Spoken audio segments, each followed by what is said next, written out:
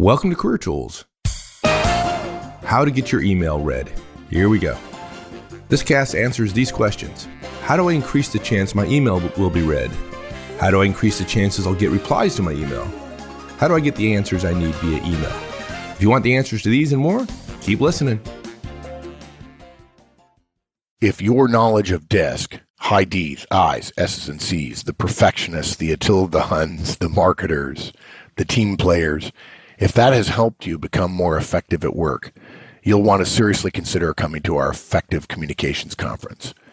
We set the basics of DISC in an hour or so, and then we spend the rest of the day teaching you how finally to communicate effectively, which is to pay attention to what your listener does and communicate in a way that makes sense to them. At the end of the day, you'll be able to read someone in a conversation, determine their major DISC tendency, and then based on that, make some changes in how you deliver to improve the chances that you get harmony and congruence and collaboration and not drama, conflict, and tension. Come see us. Wendy, as most people probably listening know, email is one of those... Is there anyone listening who hasn't used email? I doubt it seriously. But email is one of those mediums that almost guarantees that some of your questions won't get answered, right? You send the email, and then you're pretty sure that arrives, right? The internet seems to work pretty well when it comes to delivery of mail, and you have no assurance that it will be read or answered. If you were having a conversation, you'd be standing there waiting for the other person to answer, right? And you get some visual cues as to what's going on. But with email, there's no pressure on them. A lot of folks, let's put it that way, don't feel any obligation necessary to return your email. So there's a way to resolve that. And the answer is, I assume, not to turn up the pressure as if you can, right? Not to be one of those people that sends an email and 5 minutes later is standing at your desk going, have you seen my email? Like, that's not the way to go about it. I think we've shared on the Manager Tools cast one of the stories where our manager sent an email to a person. There's some production support issue in this IT organization. Had sent the person working it an email, and literally it was no more than 1 minute later, showed up at the person's desk asking them what kind of progress they'd made on the issue. You might as well have just walked there in the first place. It was crazy. This particular manager did not have great relationships with their people, but they improved greatly after doing some of the things we suggested. But anyway, that's a topic for another day. So tell me about emails and how we're gonna get better responses from folks without, as you said, like showing up at their desk and turning up a bunch of pressure. Okay, so all we're going to do is change the way we think of and write our emails. So all of the actions lie with you. They don't have to lie with someone else. So you don't have to depend on someone else. You can make some changes, which mean that it's more likely that your email will get read and answered. So first of all, we're going to use better subject lines. We're going to use BLUF, which is bottom line up front. We're not going to have scroll bars, but with an asterisk. We'll come to that later. And only use attachments when really necessary. Well, using better subject lines, I love that. I mean, one of my pet peeves is, well, there's two of them actually when it comes to email. One of them is when I'm scanning my inbox, not being clear what is being discussed or what is being asked of me in the subject line, like having no clue what's going on. The second, even bigger pet peeve, which I'm sure we're not going to talk about, is when a conversation morphs into a different conversation than the original email, yet the still has the same original email subject, which is completely unrelated to what's being discussed at the time. Those two things drive me absolutely nuts. So tell me how you're going to correct that so that nobody listening today is ever going to do that again. It's always the emails that are completely vague about what they want you to do that sit around on your desk and you think, oh, I'll get to that. Or I need 30 minutes to think about that. And then the 30 minutes never comes. So all of the guidance we're going to have is about making your emails easier for the person who's receiving them to read and respond to. And of course, that starts with the subject line. So the first very easy way to change your subject lines is to include a verb. And so a verb is described by English teachers everywhere, I'm sure, as a doing word. And so the verb tells the person that receives the email what you want them to do. So I've got some examples. So a lot of people send emails that say problem X. And so the subject is about this problem, but you don't know what they want you to do about the problem. Like, you have to go into the email and actually read it, as opposed to being able to scan it.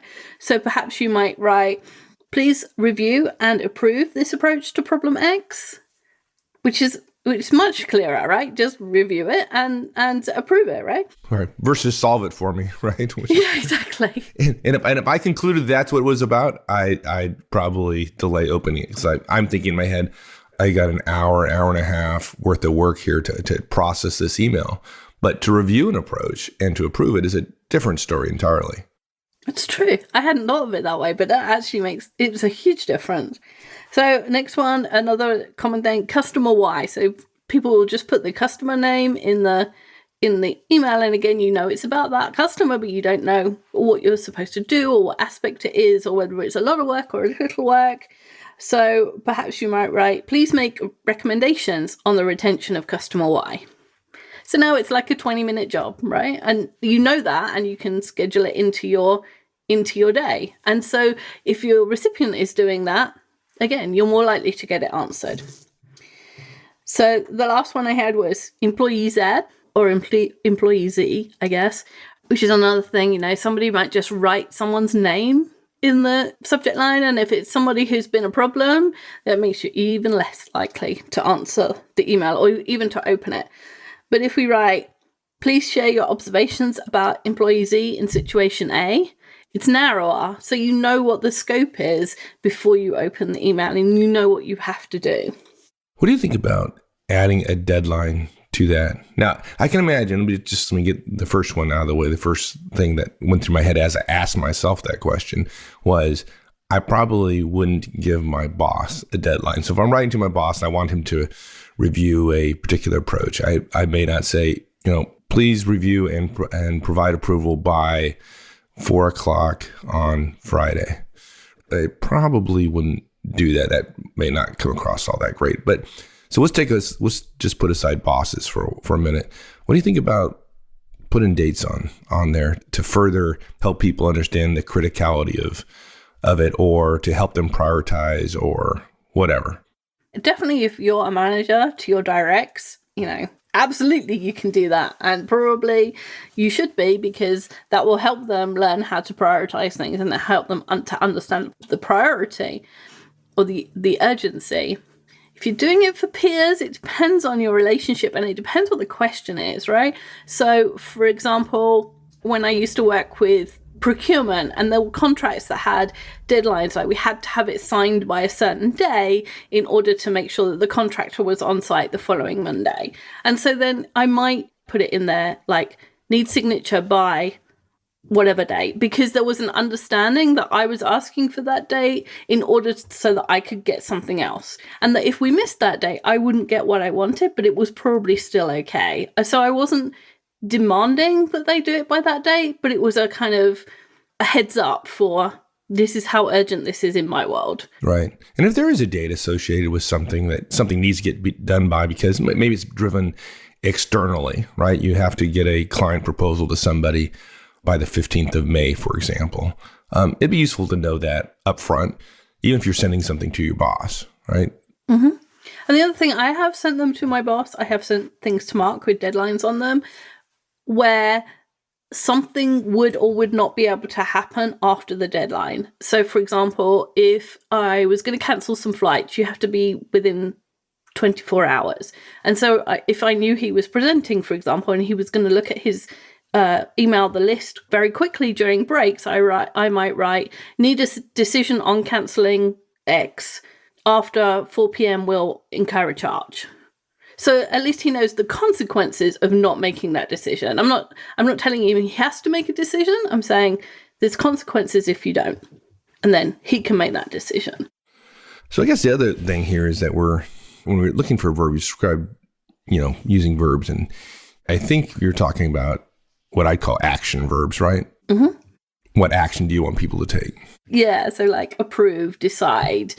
I can't think of any more. I need a list. Okay, so approve, whenever I get decide, stuck. Complete, Uh-huh. send, right? Things, right? Yeah, Directive. things like that. And if you get stuck, like I do really quickly, There are hundreds of lists on websites. If you look up action verbs, and they're designed for people to help people write their resumes because you begin the accomplishment line with a verb of what you did, so achieved or completed. And so there's these lists which are designed for people that are trying to do their resumes, but will be equally useful if you're trying to find a verb for the beginning of your email subject. That's a good recommendation. I'm going to push back on you a little bit here in terms of your subject lines here, because I should have done this prior to us doing it on a podcast, but what the heck? Why not just get on you right in front of the entire world here? So, the subject line is only so long, right? You only have so many words, and you wasted like 1, 2, 3, 4, 5, like six letters. 6 letters with please. I mean, is it really important just to be nice? I mean, you're a nice person, but come on, really? Do we have to waste entire 6 letters there and the space that goes after it? So it's really seven spaces. Well, you could replace it with FYA, which is for your action.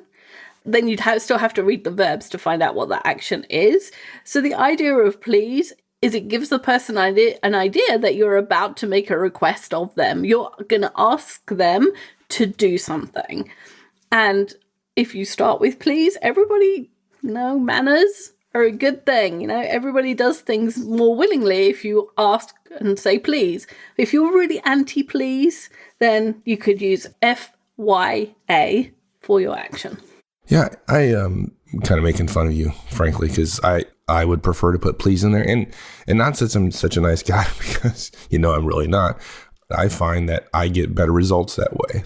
If I say please, I am more likely to get that action from the individual for whom I've requested it. And if I don't, I get less of what I want. And so I say please. A little pleasantness in the workplace doesn't hurt, right? It can be rough and tumble every once in a while. Saying please, not going to kill us. Manners are the grease. You're going to have a little grease between your ball bearings. Yes, absolutely. That's what please is, right? That's what manners is. It's the grease or the oil that lubricates our relationships with people. And without manners, it becomes a pretty nasty, dirty place. So little manners is good. The other thing you can include in your subject lines to help people know what they're going to have to do is to tell them when they're not going to have to take an action. So most people know the acronym FYI for your information. There's also NAR, which is no action required. And depending on whether or not those are usual abbreviations in your organization, you can either write the whole thing out or you can use the abbreviation. But the benefit of that is that people will read your emails or they'll read down the subject lines and they'll think, oh, so Bob sent me 5 emails today, but 3 of them I only have to read and 2 of them I have to action. And they'll feel so much better about their inbox and about your emails because you're not just sending them in a way that's kind of higgledy-piggledy or without any sense. They are able to take more efficient action when they know what to expect. And if you don't ask for action every time, even when you don't need action, or if you imply that you need action when you don't need it, it's a bit like the boy who cries wolf. When you really need it, your subject line won't stand out. Yeah, good point. And I think people I always appreciate that kind of information, emails, because it helps me prioritize my inbox as I go through them. I think, and you didn't mention one acronym, which I absolutely love, which is the EOM, or end of message, which is simply the subject that is, in fact, the entire email. The best email ever, just a subject with EOM at the end of it. It's awesome. Yeah. Well, there's also NMI, no message inside. There's a whole long list of abbreviations on Wikipedia of all sorts of things that are quite useful that you think, oh, great. There's one that is FYFG, which is for your future guidance. In other words, like things from HR that tell you how to do your expenses next month would be FYFG. But you have to be a little bit careful if you start using really idiosyncratic abbreviations, because not everybody will know them, and you'll spend more time answering questions about what your abbreviation meant than you will anything else. Yeah. For me, don't include FYFG in an email because you're trying to make it easier on me. And in fact, it's not, because now I have to go to Wikipedia and look up the acronyms. But most organizations have a list, right? I mean, if you look at other emails within the organization, there is a somewhat informally, of course, agreed upon vocabulary for emails, and stick with that. You're in pretty good shape.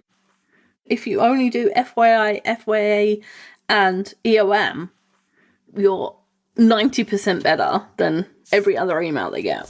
And look, if you're the manager of your group, then by all means, have a conversation with your team as to what kind of acronyms would be useful, or what kind of information in the subject emails would be useful to the team in terms of working through their email. And I've done that before, and it's been incredibly useful. And it's sometimes surprising. Somebody says, if you just included this, for example, in a particular organization, I had a number of IT organization had a number of applications. I don't know, probably like 100. And it was very useful for people to have the abbreviation of the application in the header of the email, particularly for production and support, who's managing a whole bunch of this stuff. Is really useful for them to know upfront where they probably have to route something. So yeah, you ask your folks, they'll tell you. Yeah, they probably have some ideas. Okay, so the second thing on our list is BLUF, which stands for bottom line upfront. And if you've listened to more than 10 Manager Tools podcasts, you've probably heard it more than once. And it means that the most important information needs to be in the first paragraph of the email. So we have an example. The subject line is, please review and approve this approach to problem X. And the first paragraph is, our customers are erroneously getting emails indicating the end of their subscription. We propose, and then there's a list of actions to be taken and who's going to take it. And then underneath that, there's a heading that says details and a bunch of detail about what's going wrong and what they know and how many people it's affecting and all those kind of things. All the stuff that I don't want to read. Exactly.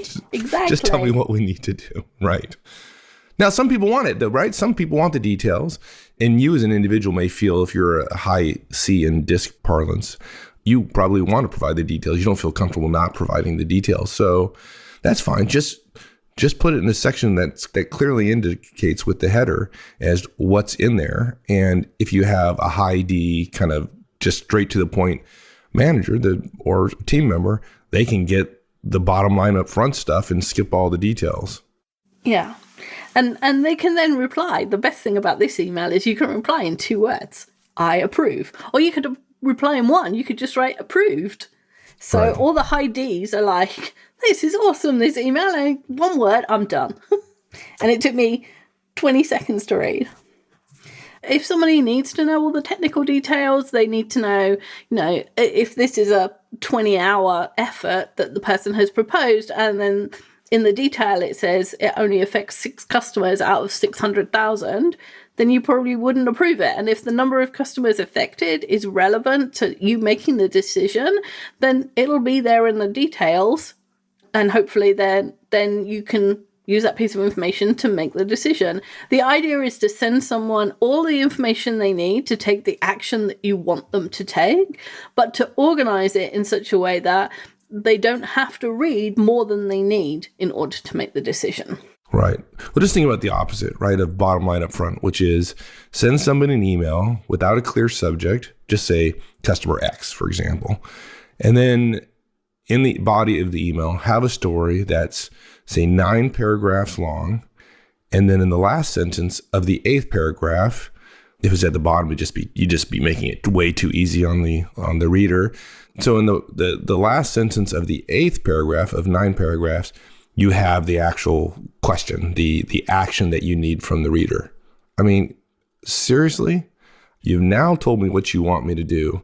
Now that I have that context, I have to go back and read the entire email all over again so I can answer the question. Because I'm reading, it's like the never ending the dog story that never ends. You don't have any context as to what you're being asked, so you don't know what details to pay attention to or what not to. And in 9 paragraphs, there can be a lot of details. So I think you did the right order, like the subject and bottom line up front has got to be right right behind that in terms of how to write effective emails. If you had that person who wrote that 9-paragraph email with a question in the 8th paragraph, what would you do the next time you had an email from them? Like, you wouldn't open it because you'd think, oh my God, it's going to be as bad as the last one. Yeah. And I have 400 emails to process today. And yeah, I don't need that long story. Really don't. Yeah. So you compound the problem by not only sending one bad email, but then your recipients just assume that all the rest are going to be bad. And you get further and further down their queue, which is not what you want. You know, it's also interesting because occasionally, it doesn't happen all the time, but, maybe 5% of the time, I'll get a bottom line up front question and a bunch of details at the bottom. Much of it, a summary of conversations that I've already been in and participated in. If I know what the question is up front, I often don't have to read the rest of the email and know the answer. Right? So instead of, 5 minutes reading through all the details, I can send back approved, do it, don't do it, whatever in about 10 seconds. And that's particularly true if you've got a bunch of people involved and then the email goes to even more people. So if it has to go to a different team and you're asking, someone is asking you as a manager and the manager of that team to take action, well, the manager of that team needs a bunch of detail because they haven't been in any of the conversations and you don't. So the email is organized so that it works for both of you. Yeah, good point. Man, I love this topic because we get so much email. If we could just improve them by 5 or 10%, just imagine the savings. Okay, so go on. This is good stuff. Okay, so the next one is don't have scroll bars with an asterisk. So we'll start with don't have scroll bars. And if you don't know what a scroll bar is, if you open an email and you start typing, you can type anything, type a bunch of returns, and you're looking at the right-hand edge of the email, eventually you'll notice that it changes. And there's a thing that makes you go up and down so you can see the top of the email and the bottom of the email. That's the scroll bar. Right. So what you really mean when you say don't have scroll bars is don't make your emails long. That's the point. Make them short. Make them short, exactly. And the shorter an email is, the more likely it is to be read. It's just simple. People are busy and they only have a limited amount of time and they'd rather fit in 3 things that were a paragraph long than 1 thing that was 3 paragraphs long because the 3 things makes them feel more successful. And if it's long, people also think it'll take them a long time to reply. They assume that there's more information that they'll have to think about, they'll have to fit into context, all that kind of stuff. And so they leave the email for a time when they have time to reply, and that time never comes. If it weren't a complex problem or issue or conversation, they certainly wouldn't spend 8 paragraphs doing it. If it were simple, It'd be short. Right. That's what your recipients are thinking. So keep it short. And it depends on your email screen. It depends what screen you're using and what email client you're using, how many paragraphs it takes until you get a scroll bar. But if you have never paid attention to how long your emails are, that's a good starting point. And then if you want the advanced version, then no more than 3 paragraphs and no more than 5 sentences in each.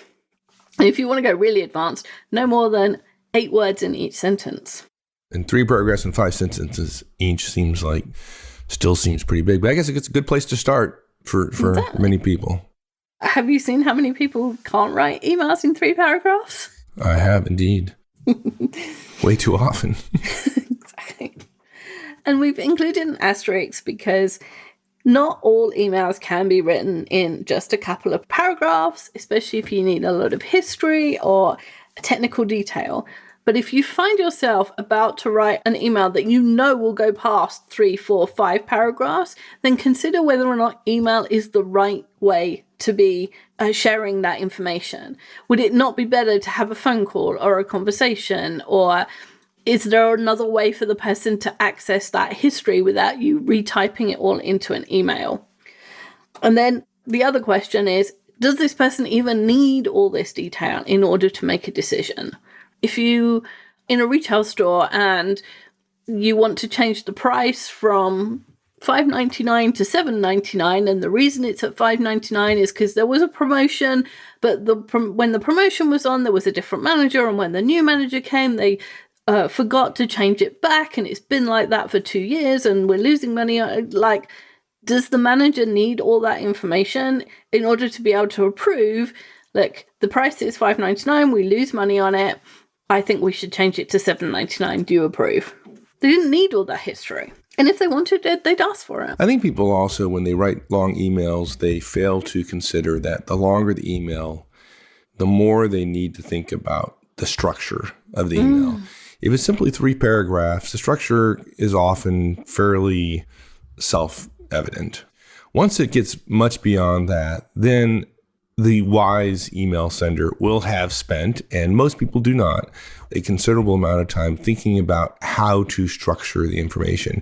So there's a lot of intellectual energy being spent on the organization of the data once it gets beyond 3 to 5 paragraphs. And a hint for folks, I know this is kind of beyond the scope of this particular podcast, but there is an excellent book around the organization of written material called the Minto, M-I-N-T-O, the Minto Pyramid Principle by Barbara Minto. And if you write reports or you regularly share copious information, that is an excellent place to start. Barbara's a friend of mine, so I'm a little biased here, but it is widely considered one of the best books on writing professional reports and output. So check it out, the Minto Pyramid Principle. Now, just don't be surprised. It's not a cheap book. I think it's like $100, so it's not cheap, but worth every penny. Yeah, there's another version that floats around that is not as expensive, but isn't the right thing. I remember last time I looked at it getting confused. Okay. Now, your next one, only use attachments when really necessary. What's wrong with an attachment? You mean spreadsheets, Word documents? That's right. The thing that's wrong with attachments is everything. Nearly everything. Everything, okay. For one thing, people use attachments because they're too lazy to distill the information into a form which is comprehensible and which allows someone to make a decision. That drives me mad. It's like you get an email and it says this, this, and this, and you need to make a decision. And oh, by the way, the data that you need is on this tab in row 37 and column R. So could you not have just copied that out and just given me the number and not the spreadsheet? If you're using an attachment as a way of conveying the information they need to make a decision, then try and think of another way to do that, which doesn't involve the spreadsheet or the Word document or whatever else it is. Try and work out more specifically what the person needs in order to do what you want them to do. The other reason I don't like attachments is because it's a nightmare for version control. I version all my documents if I know that they're gonna, if I know that there's going to be iterations of them, I tend to write V1, V2, V3, and so on. But then somebody will send me one back and it will say V4 and I'm already on V5. And now I don't know what changes they made, and they probably didn't have track changes on. And I've got a version and they've got, and now I don't know which is which. That can be maddening, that particular problem. And there's so many ways of sharing documents now. I was thinking about this when I was writing it. And even when I first went to work, like 100 years ago, before email, we could share documents on a shared drive. So if we could do it like in 1903, when I first went to work, you can do it now without using attachments and sending it by email and having this version control issue. That's right. And then the other thing, if you know disk, is that only half the population will open the attachment. Only the S's and C's will open it. The S's because they want to, because you created it, and therefore they want to value your time and honor your time by opening what you created. And the C's because it's got detail, and like, who doesn't love a spreadsheet, right? So if you're sending things to D's and I's with attachments, they're not opening them. The information in there is the information they need to make a decision. They're not having the right information to make that decision. And some of them will just not make a decision because you can't go wrong if you don't make a decision. And if I don't have the information and it's not being spoon-fed to me, then I don't want to make a decision.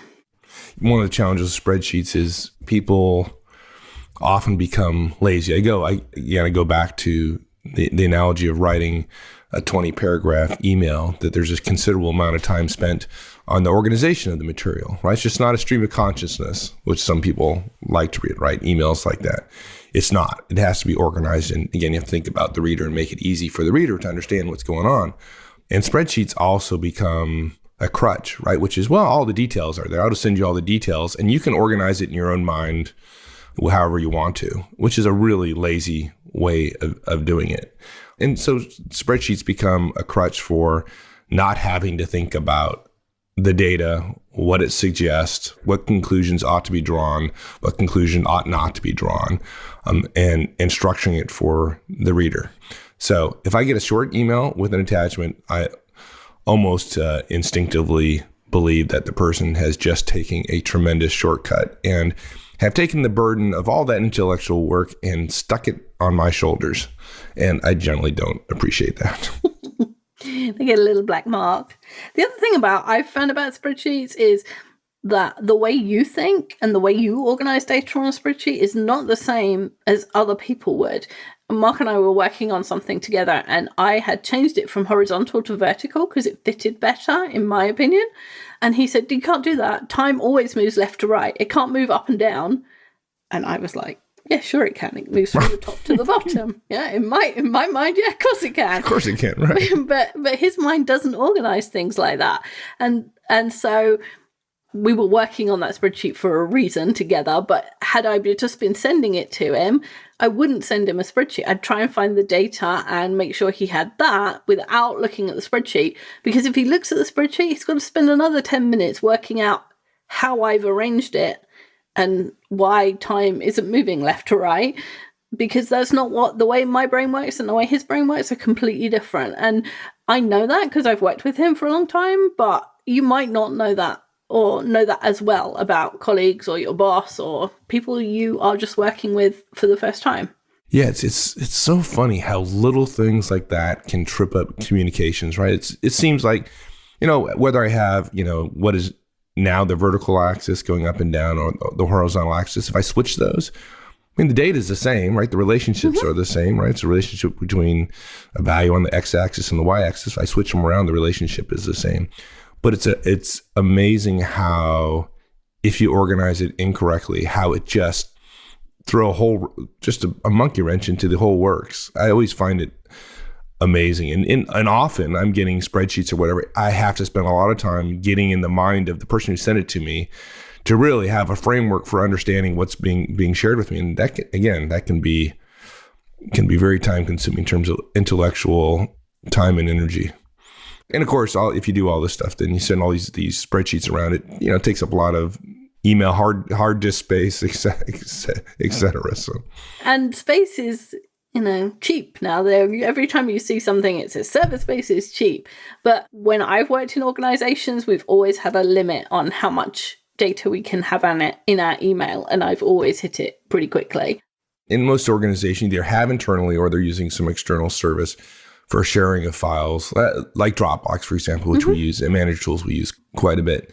And we don't have to send around spreadsheets, right? We can have a folder, it's organized, and you send a link to wherever that folder is, and people have access to it. So we don't have to send it around. And it avoids the versioning problem that you described, which is Mark's looking at version 1 from a week ago, and I'm looking at version 2 from a day ago, and we're having an argument about what the data says, only to realize later on that we're looking at 2 different spreadsheets, which is so frustrating. Yes. Oh my God. And that's the end of our recommendations. So I'll summarize them. So the first one was use better subject lines. The second one was bottom line up front. Then don't have scroll bars. Keep your emails short. And don't use attachments, or try not to use attachments. Yeah. And look at folks, it takes discipline to write good emails. It doesn't come naturally to all of us. It doesn't come naturally to me. But if you want to get the response that you need, You need to put the time and the effort to think about it and to write good emails. If you can get your percentage of good emails and responses up just a few percentage points, I mean, think just like 5% or 10%, that is time you're going to get back to spend on other more important things. So refine your skills, practice makes perfect, and see what kind of results you get. I suspect for most people here, you spend a month focused on writing better emails, you will see results very, very quickly. And you'll never go back. Once you do it, you'll never go back to the old way. The great thing is all these people that say, I get 400 emails a day, I get 800 emails a day, I send 700 emails a day. Well, that's great. There's 700 chances to practice a day. There you go. So big inbox is an opportunity. I love it. There's some half full, glass half full thinking. So like it. Thanks, Wendy. Appreciate it. Thanks. Bye, everyone. Thanks, everyone. That's it for this week. We'll see you next week. Have a great one. Career Tools produces actionable guidance for professionals every week. To receive additional materials via our newsletter and to find products for situations you may face, go to www.managertools.com. Search for Career Tools on Twitter and LinkedIn.